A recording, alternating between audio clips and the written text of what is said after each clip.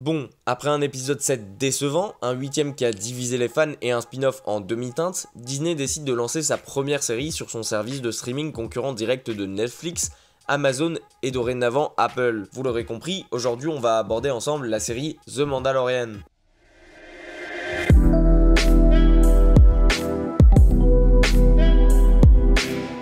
The Mandalorian, c'est un peu le dernier coup dans la manche de Disney, leur dernier coup de poker, mais aussi et surtout un pari très risqué que de lancer leur service avec cette nouvelle série.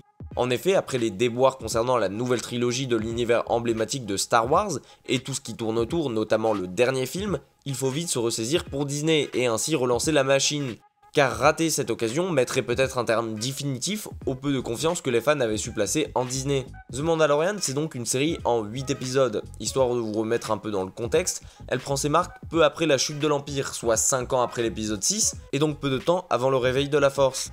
A cette époque, être chasseur de primes ne rapporte plus rien. Notre héros Mando accepte donc un contrat particulier qui va tout changer pour lui. Il s'agit de retrouver un enfant de la race de Yoda pour des anciens de l'Empire. Mais notre cher Mando, qui a une conscience et chose rare pour un chasseur de primes des sentiments, ne peut se résoudre à laisser l'enfant à la solde des soldats de l'Empire et décide de le sauver, devenant ainsi la personne la plus recherchée de la galaxie. Je crois surtout que vous ne supportez pas de voir un beau gosse comme moi s'éloigner de vous. Partant de ce postulat, on va donc suivre le Mandalorien à travers toutes ses péripéties.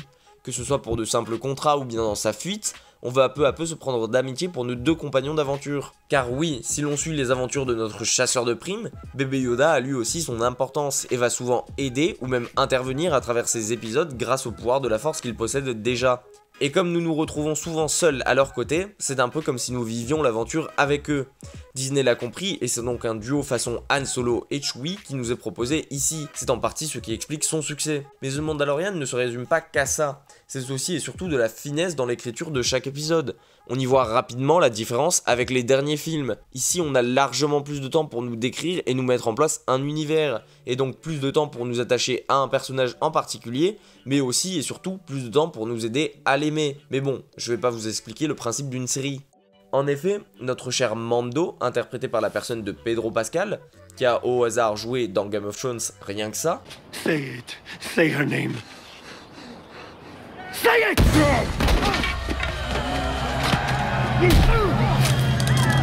N'est pas un simple super-héros invincible, ou le genre auquel on s'attacherait facilement. Au contraire, il relève plus de l'anti-héros qui préfère agir en solo et faire tout à sa manière. Mais on le voit souffrir et même se prendre plus d'une mandale qu'il envoie valdinguer.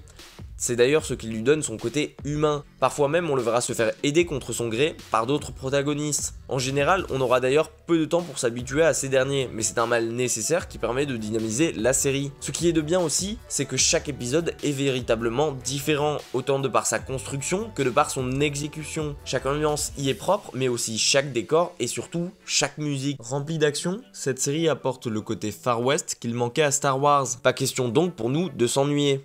Tu vois, le monde se divise en deux catégories. Ceux qui ont un pistolet chargé et ceux qui creusent. Toi, tu creuses. C'est donc un style plus soigné, différent et très éloigné des incohérences auxquelles Disney nous avait habitués, que l'on retrouve ici. Réussir à nous faire nous attacher aux personnages, nous faire rire quand il le faut, savoir instaurer une tension ou bien même créer une mascotte devenue virale, enfin bref, tout ce qui fait de cette série le contraire des films actuels. Jon Favreau, réalisateur, acteur, producteur et scénariste le plus chouchouté par Mickey et qui s'était entre autres occupé de l'adaptation foireuse en live action du Roi Lion, rend donc cette série prometteuse en digne successeur de la première trilogie. On voit donc qu'on a enfin choisi quelqu'un connaissant la licence pour son sujet. Vous êtes qui vous? Je bosse avec Spider-Man. Vous bossez pour Spider-Man? Je bosse avec Spider-Man et pas pour Spider-Man. Plombé. Ce qu'il faut aussi noter, c'est l'évolution entre chaque épisode, chacun allant crescendo. On peut donc passer d'une mission avec un chasseur de primes droïde à une séquence de sauvetage sous tension dans une prison de la Nouvelle République, tout en passant par une escapade en plein désert contre des Jawas. Impossible donc de s'ennuyer au travers de ces épisodes longs d'une petite quarantaine de minutes. On relèvera aussi facilement les références aux films d'antan qui ont fait la renommée de Star Wars, mais aussi tous les petits clins d'œil parsemés ici et là et qui nous feront apprécier le show à sa juste valeur, que ce soit dans le charisme du personnage principal, dans les répliques, les éléments de décor ou bien encore avec l'apparition d'espèces qui nous étaient familières, nous prouvons enfin tout le potentiel de Disney concernant cette licence. Comme quoi parfois leur dire « Sortez-vous les doigts du cul !» ça paye.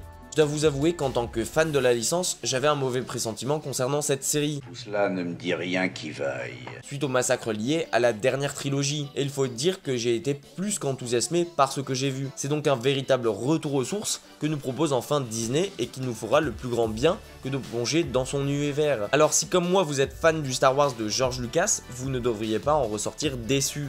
En tout cas, une chose est sûre, Disney frappe fort avec cette première série dont tout le monde parle déjà, ce qui ne nous laisse augurer que du bon pour la suite et pour tout ce qui arrive sur la plateforme, comme au hasard la série sur Loki, la série portant sur Obi-Wan Kenobi ou encore What If. À ce rythme-là, un abonnement au service sera vite devenu indispensable d'ici sa sortie en France. Et ça tombe bien car j'en offrirai sûrement sur mon Twitter pour son inauguration, comme j'ai pu le faire à l'occasion de ma dernière vidéo sur Si avec Apple+. Alors allez donc me suivre là-bas pour être sûr de ne rien manquer. Le lien est dans la description. Quoi qu'il en soit, on se retrouve très vite pour une autre vidéo de ce genre. J'ai déjà en tête ma prochaine idée. Abonne-toi et surtout n'oublie pas... This is the way.